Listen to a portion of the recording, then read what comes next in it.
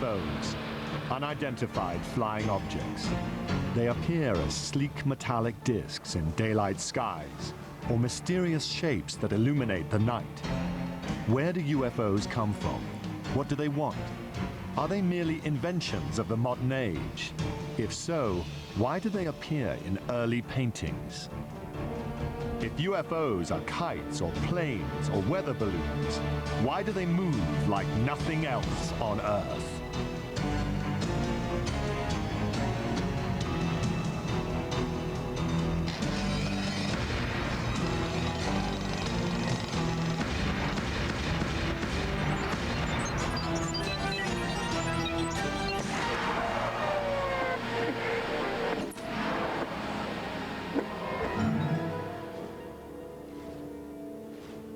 We are no strangers to UFOs. They have shared our skies for 50 years. Eyewitness accounts testify to their breathtaking speed, unparalleled maneuverability, and uncanny silence.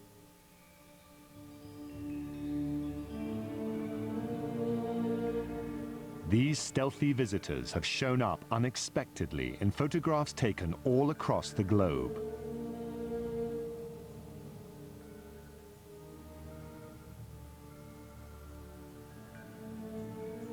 Yet history suggests they've been a presence for much, much longer. Perhaps even from the time when man inhabited caves.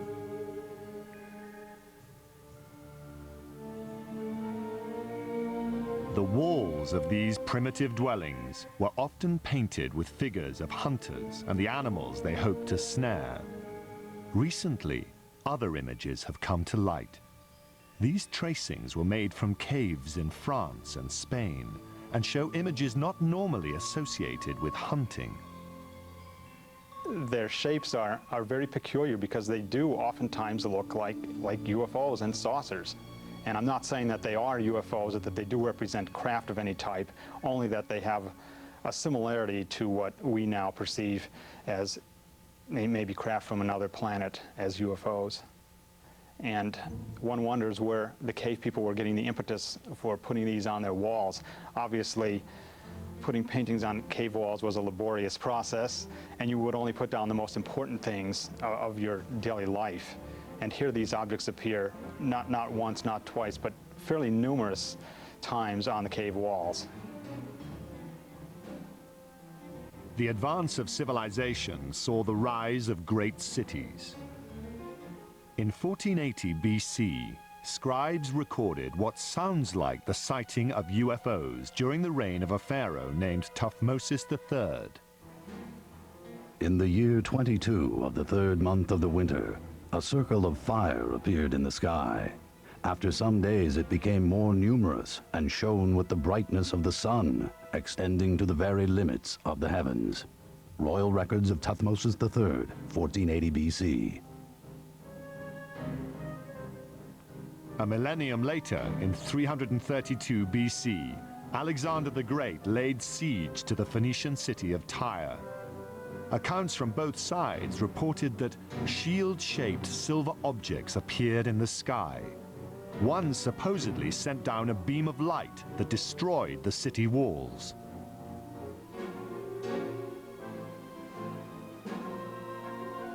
Even the Bible contains passages that some say refer to alien spacecraft. From Ezekiel, it is written, "I looked, and behold, a stormy wind came from the north, a great cloud with fire flashing through it, and a radiance round about it, while out of the midst of it gleamed something with a luster like that of shining metal." There are a number of reports from the past, and I believe that some of them are quite legitimate. But one of the things is you can't interview witnesses, of course. You can't get independent witnesses. You can't ask, well, what angle was it above the horizon? The problem we have with them is we have to take them totally at face value.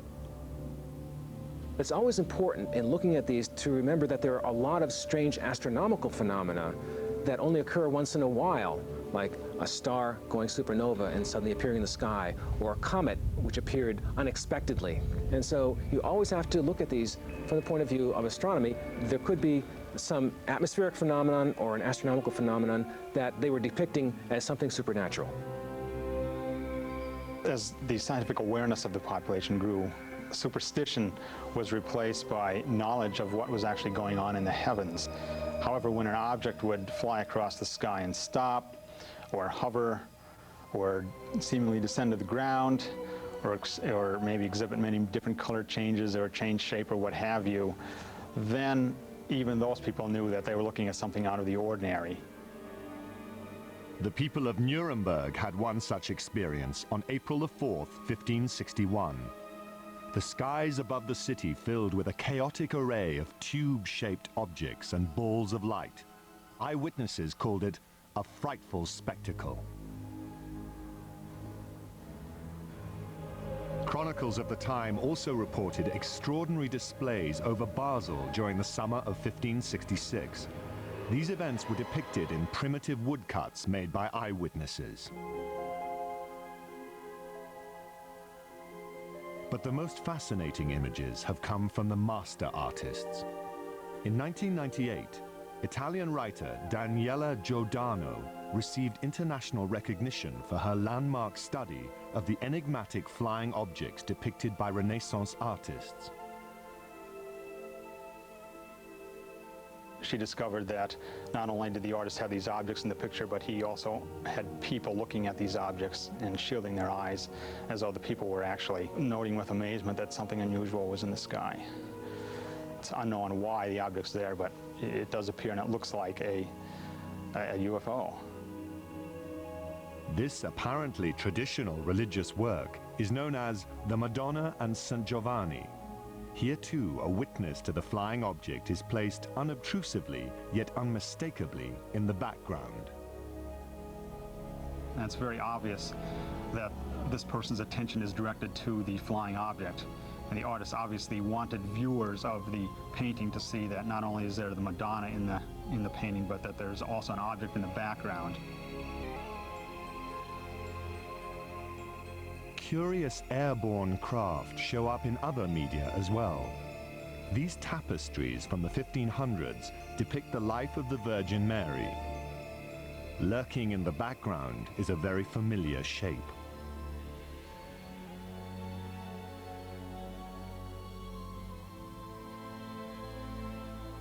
This fresco from a 14th century monastery in Kosovo prominently features what appears to be a flying vehicle. And on this French coin, minted in 1680, a ray of light beams down from a colossal wheel-shaped object. Sporadic sightings continue to be recorded for the 250 years.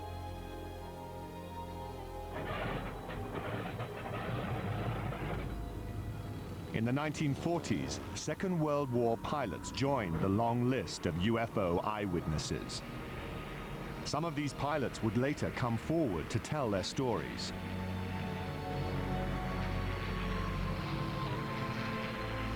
Pilots on all sides of the conflict, the Axis and the Allied pilots, reported strange objects, sometimes flying off the wingtips of their airplanes, and seemingly exhibit intelligent maneuvering. If you tried to fly the airplane toward it, the object would fly along with you and just keeping off the wing, or dive down or fly above. You couldn't catch up with it. I talked to a pilot of a B-24 bomber during World War II, and he said one circled around their airplane. Round, smooth, sleek. They all expected to die instantly because this must be a new German secret weapon and it was going to shoot them down. We sure don't have anything that looks like that and flies like that. I have one account where they actually fired at it, and they seemingly went through it. They didn't damage the object at all. Allied pilots thought they were secret weapons of the Germans. Germans thought they were secret weapons of the Allies, England and America, and they were even seen in the Pacific theater. After the war, it became clear that neither the Allies nor the Axis had produced these super aircraft. So who had? And they did exhibit maneuvering that, again, was much like the types of objects that were seen immediately after the war ended and called flying saucers at that time. Many believe that in July 1947, near the top-secret airbase at Roswell, New Mexico, the United States military finally got a good look at these mysterious spacecraft. The Army Air Forces has announced that a flying disc has been found and is now in the possession of the Army.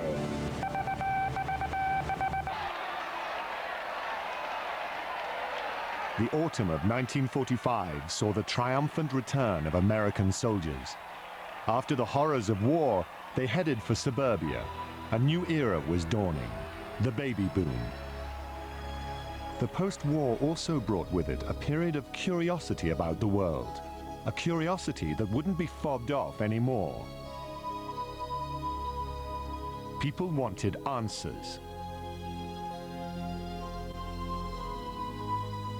The wave of modern UFO sightings began with no photos, no radar returns, and no physical evidence. Just a story told by one man.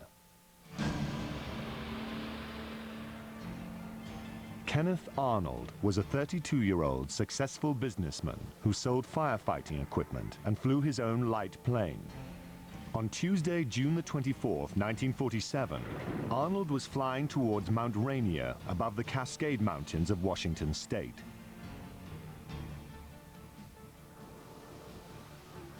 At just under 10,000 feet, the air was smooth and clear. A bright flash startled him.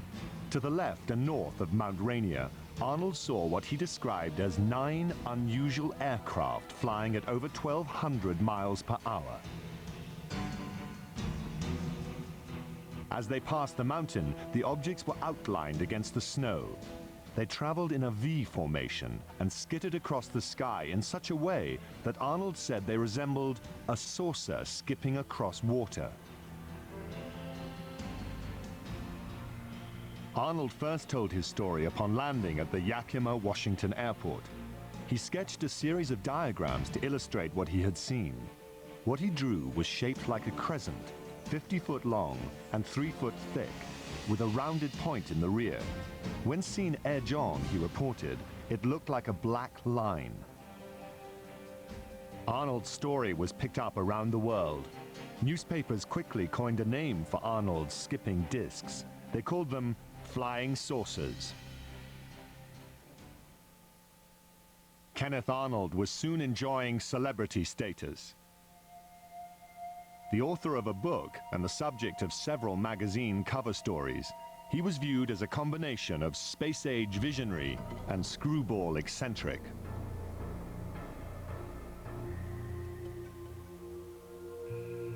In the days and weeks after Arnold's landmark flight, flying saucers became big news, with sightings being reported across the United States. In fact, more people knew about flying saucers than about the Marshall Plan for the post-war reconstruction of Europe. One incident above all established flying saucers in the public mind.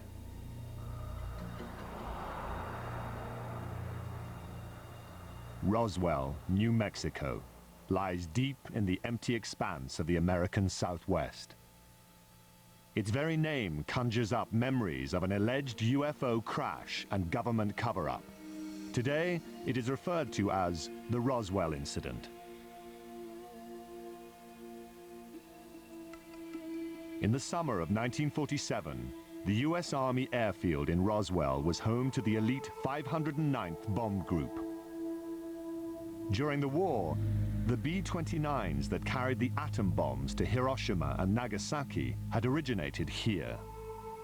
But it was another event that put Roswell on the map. Headline edition, July 8, 1947. The Army Air Forces has announced that a flying disc has been found and is now in the possession of the Army. Army officers say the missile, found sometime last week, has been inspected at Roswell, New Mexico, and sent to Wright Field, Ohio, for further inspection.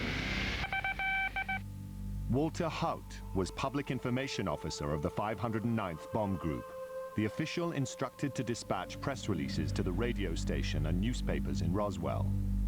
The story fed the imagination of the country, but has been the source of controversy ever since. The press release that I'd received stated that we had in our possession parts of a crashed flying disc. The material was found on a ranch north of Roswell. But the story quickly changed. General Roger Ramey took command of the Roswell situation and issued a new statement. It wasn't a flying disc after all. To me, I think it was one of the slickest cover-ups by admitting that we had the material, and then a higher authority says, no, you don't. Flying saucer or weather balloon? The stories couldn't both be true. One fact, however, was undisputed. Something had crashed at Roswell. Rancher Mac Brassel discovered the metallic debris in this isolated patch outside the town. The wreckage was strewn across more than half a mile. Assuming a military plane had crashed, Brassel alerted the base.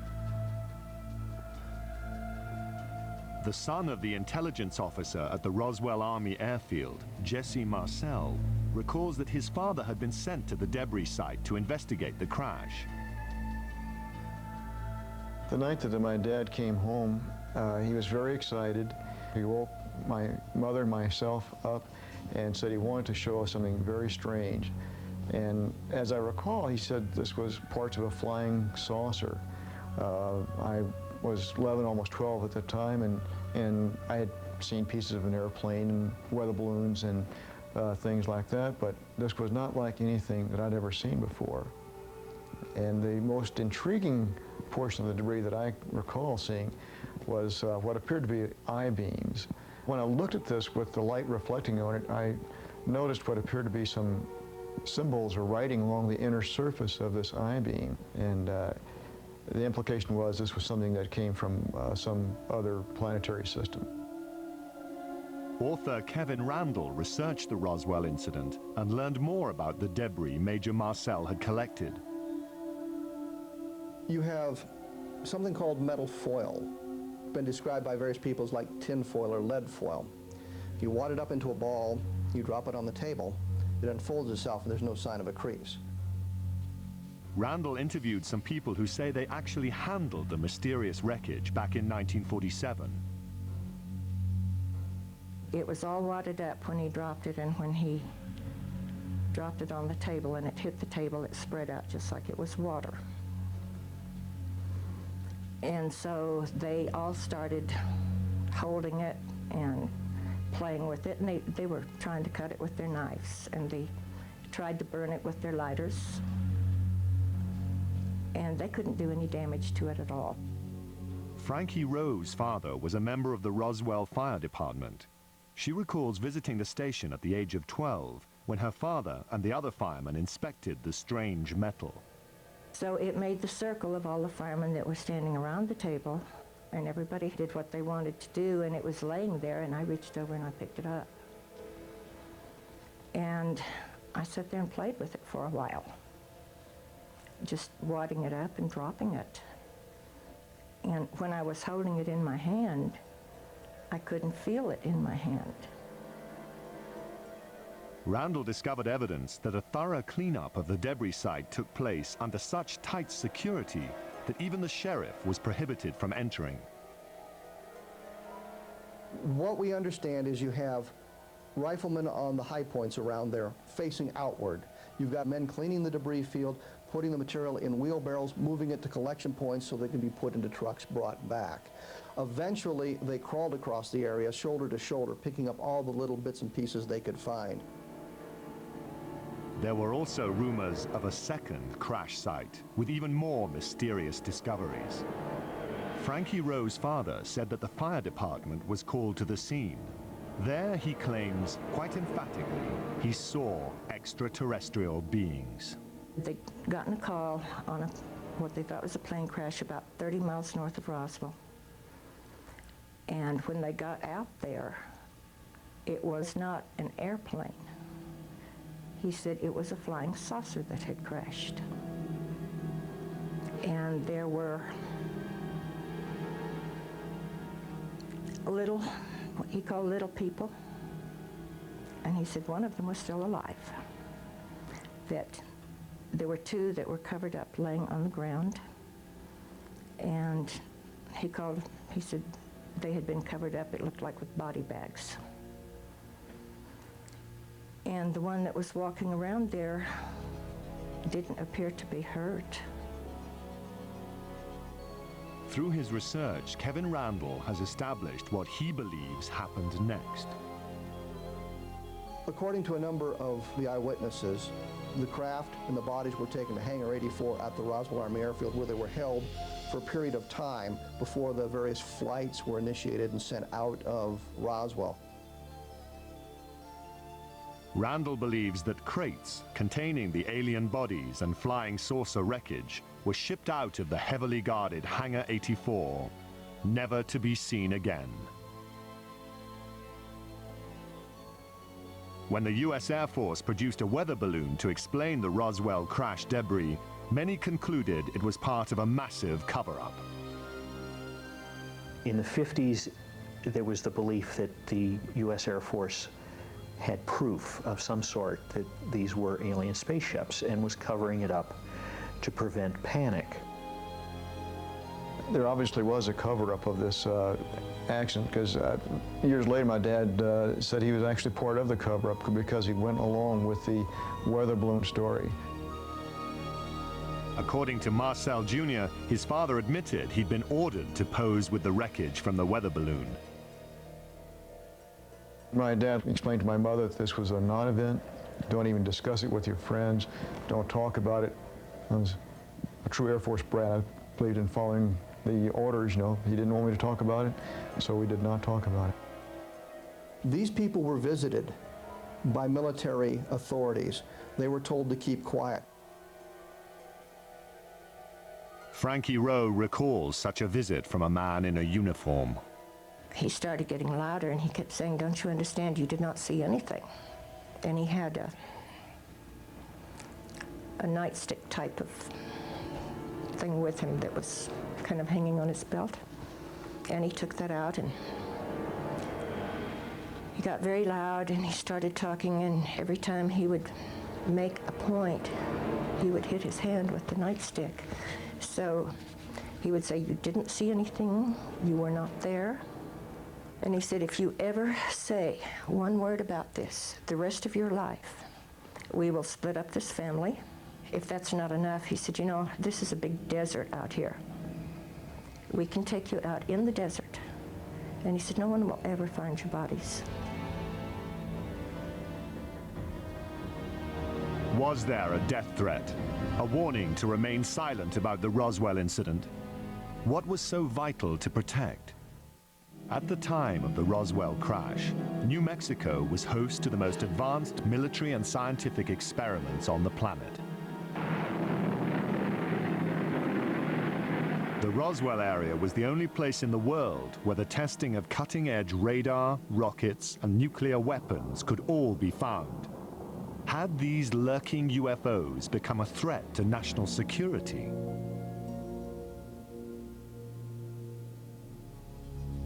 The US Air Force quietly began investigating the rash of post-war sightings in January 1948. This inquiry was codenamed Project Sign, and by October it had reached a conclusion. Project Sign wrote a final report called The Estimate of the Situation, which concluded that UFOs were interplanetary vehicles. You can imagine that this didn't go over well at the Pentagon. The government could not have the idea of UFOs as interplanetary spacecraft coming out when they'd been trying to cover up the Roswell crash. It went all the way to the Chief of Staff of the Air Force, who said, "I don't find this document particularly persuasive." He batted it back down and fired practically everybody in Project Sign. The people who were left at Project Sign could read the handwriting on the wall. If you said they were extraterrestrial, you lost your job, your career was over. After the purge, the inquiry was renamed Project Grudge. One Air Force official called Project Grudge the Dark Age of UFO investigation.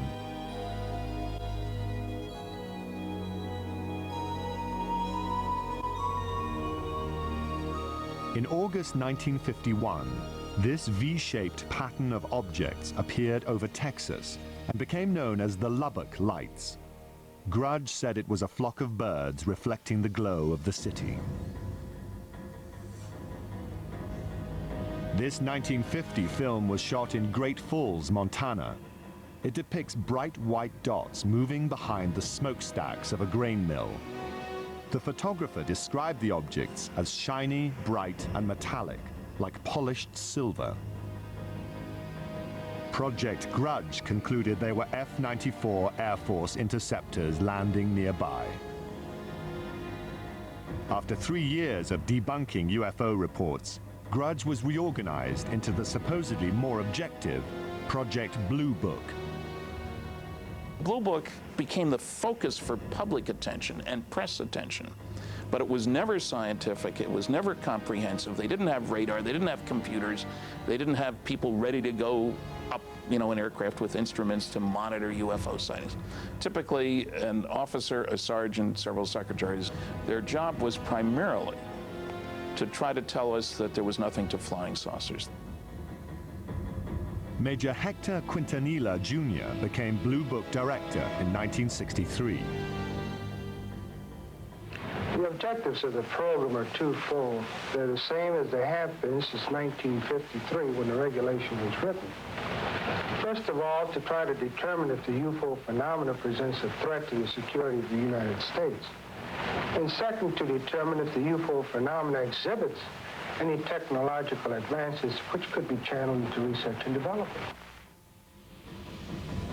Many of the UFO reports were easily explainable as atmospheric anomalies, like this saucer-shaped lenticular cloud formation. The man who shot this film, a Navy officer and aerial photographer, claimed he saw these objects up close before getting out his camera. He said they were disc-shaped and gunmetal colored. Blue Book determined they were high-flying birds. Astronomer J. Allen Hynek, a Blue Book consultant for its entire 16-year run, said of the project, when Major Quintanilla came in, the flag of the utter nonsense school was flying at its highest. Blue Book's most notorious nonsense came in March 1966, when it dismissed a wave of credible sightings, including many by policemen, as swamp gas. In December 1969, the U.S. Air Force closed down Project Blue Book and washed its hands of UFOs. Few scientists were willing to approach the subject, but there were some who would not be silenced.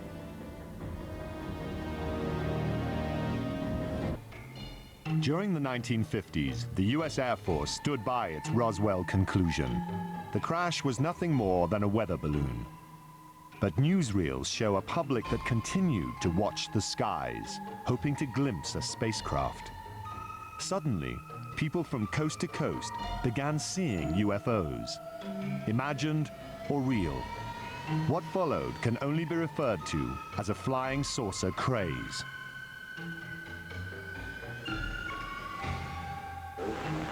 Within a matter of several days, I will myself make what might be called a flying saucer, although I don't choose to call it that because it may not respond to our controls. To the vast majority of the people in the late 40s and 1950s, flying saucers were a terrific novelty. And there was a great deal of popular fascination. There were cheesy science fiction films based on the idea that Martians were invading the Earth in flying saucers.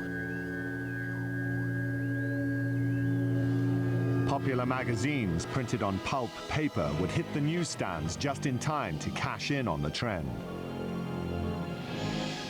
The man behind the flying saucer legends was publisher Raymond Palmer. Palmer was a man who in his youth had been severely injured, and so he was crippled up, and he was what you would call a hunchback, I guess. He had the instincts of a carnival barker. He liked to put something over on you. And the thing about Palmer was that his fans liked having Palmer put something over on them. It was Palmer's Fate magazine, later renamed Flying Saucers, which helped spread the popularity of UFOs in the 1950s.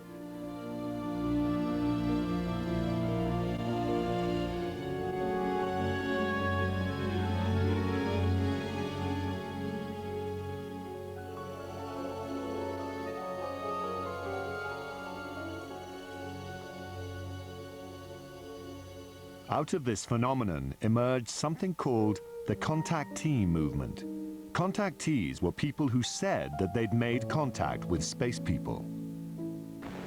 I was aboard a flying saucer in the Nevada desert on 11 different occasions. I was taken into this monstrous saucer by one of the men and confronted with a lady captain. Beautiful complexion, beautiful appearing woman, and they're peaceful people. They mean no harm to us. They come down here to investigate what's going on Earth, and they certainly convinced me that they're peaceful, and they come from another planet they call Clarion. They told me there was life on Mars and that there were life on other planets as well, and all planets except Earth had interplanetary means of travel. The man credited with starting the contactee movement was a Polish immigrant and self-styled philosopher named George Adamski. In his book, Flying Saucers Have Landed, Adamski claimed that in 1952 he'd been aboard an alien spacecraft. I was picked up on a desert, in California desert, and I was taken to the mothership and they were flown around, not too close to the moon, but with instruments, similar, you might say, except it wasn't a camera, it was a regular sort of a telescopic instruments that we were able to see what was on the moon on the other side of it, see? Adamski's book gave details about his meeting with a man from Venus called Orthon. There were also photographs of the spaceship he'd allegedly flown in. But Adamski's books also reflected the political climate of the 1950s and the growing concern about the arms race.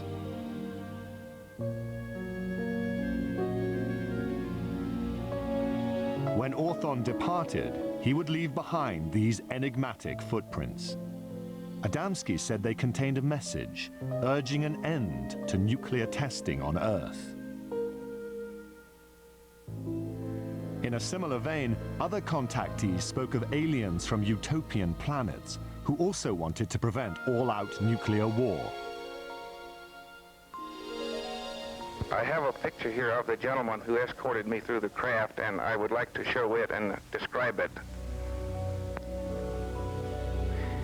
This gentleman, he appeared almost as I am, except that he was about 5 feet 10 inches tall, weighing about 150 to 155 pounds, and they all appeared about that same size, including the lady.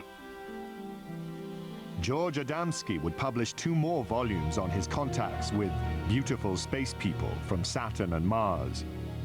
He would even produce home movies of the scout ships that transported him, guided by robot pilots from Venus.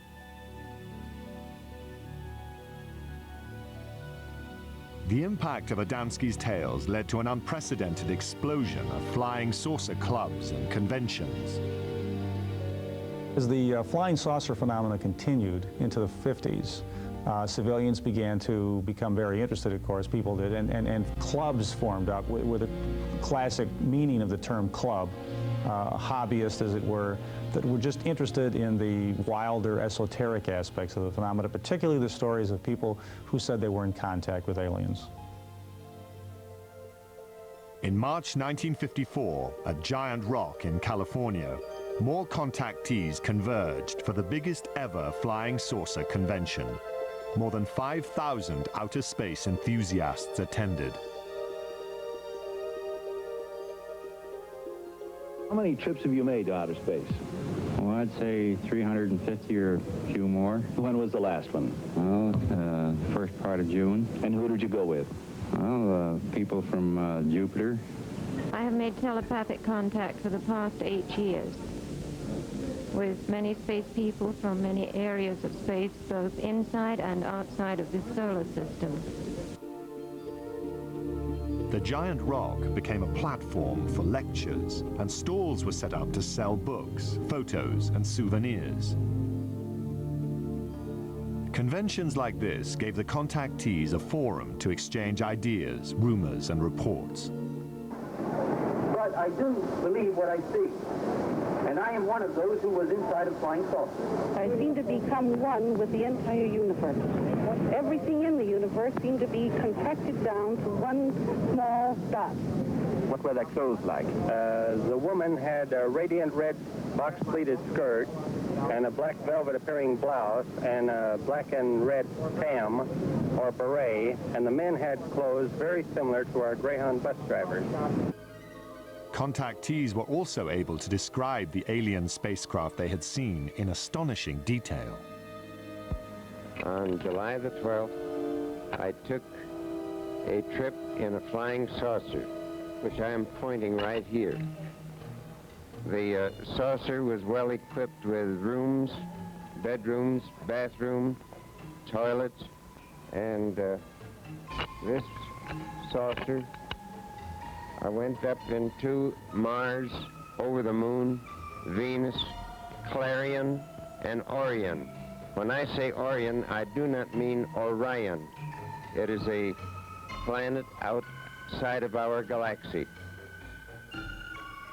Also popular among the contactees was a belief that startling evidence was about to be revealed. We are going to see more and more of these visitors from space, and that before too long, the evidence will be incontrovertible, that you will have on your TV screens and on your movie screens concrete evidence that the ships are here and that they are real and they're not fantastic things which have been cooked up to make a movie. The contactee wave of the 1950s was a light-hearted effect of the UFO phenomenon. But during the same period, photographs began to surface that suggested UFOs were no joke and had to be taken seriously. They are round, they are cigar-shaped, and they are cylindrical. Some appear to be sleek and smooth as if made of stainless steel, while others appear bolted together from some alien cast iron. At night, they are described as having flashing lights. They appear without warning, streak across the sky, and disappear. Many UFO films and photographs have been identified as natural phenomena or hoaxes, but some UFOs appear in photos when we least expect them, defying explanation. UFO photo cases are tantalizing because they're some type of what you might think of as objective proof. The UFO phenomenon is ephemeral, and normally all we have are reports of witnesses on a piece of paper on a tape recorder. But with photos, you think you have something physical. Photos offer some of the most convincing evidence that extraterrestrial aircraft may be real. This series of photos remains among the most compelling examples of what ufologists call a daylight disk. The photographs were taken in New Jersey on July the 29th, 1952 by George Stock.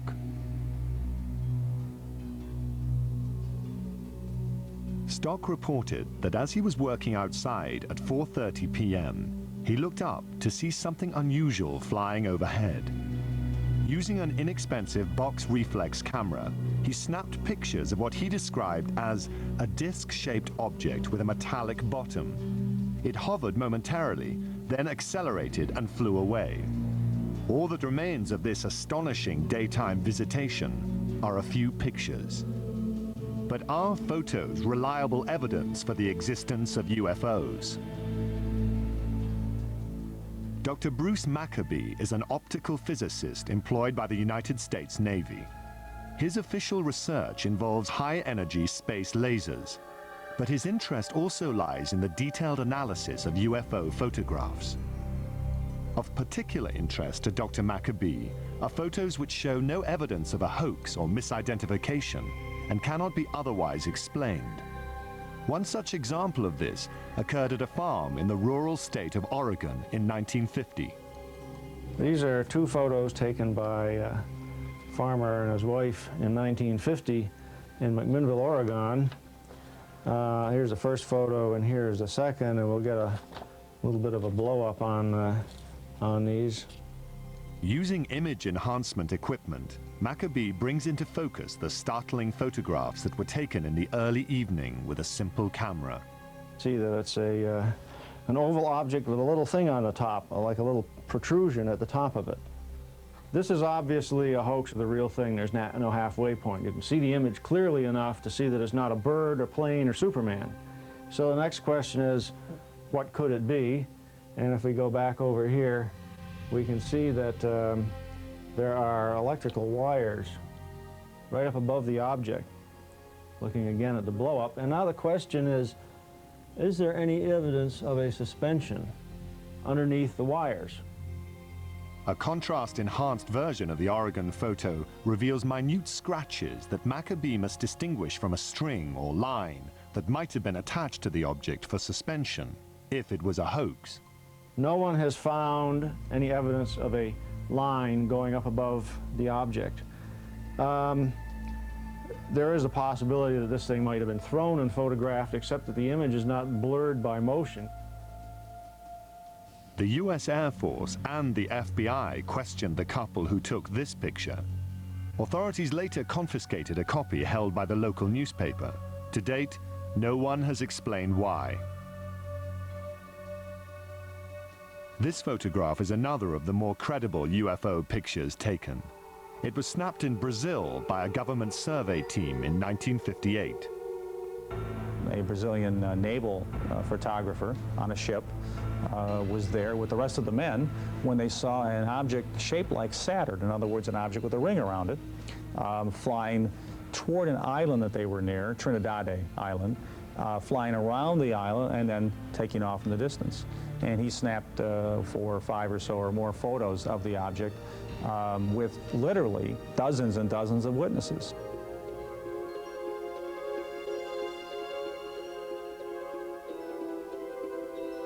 The sighting lasted nearly 2 minutes. First, the object was reported to have approached the island, then it disappeared behind a mountain. It then reappeared before moving off at high speed towards the sea. This is clearly a structure that somebody built. It doesn't look like anything that we have on Earth. There were all these witnesses who saw the picture being taken. For these reasons, the photographs are unusually evidential and have to figure in any kind of case for the reality of UFOs as somebody's technology. Because this is a multiple witness case done by scientists and a professional photographer, and it has many photographs, it probably has to be taken seriously as the #1 photographic case in UFO history. Shortly after the photos were taken, Brazil's President Kubitschek ordered they be released to the press. His action stands in stark contrast to the apparent secrecy of official UFO inquiries in the United States.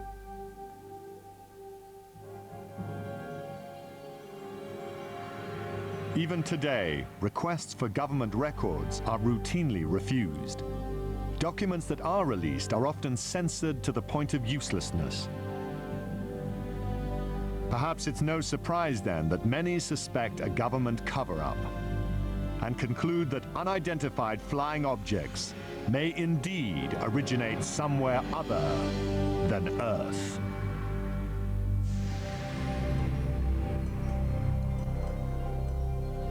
UFO sightings over Washington cause alarms and excursions in tomorrow's program at the same time, 8 o'clock. On the way in just a moment, another small piece of history.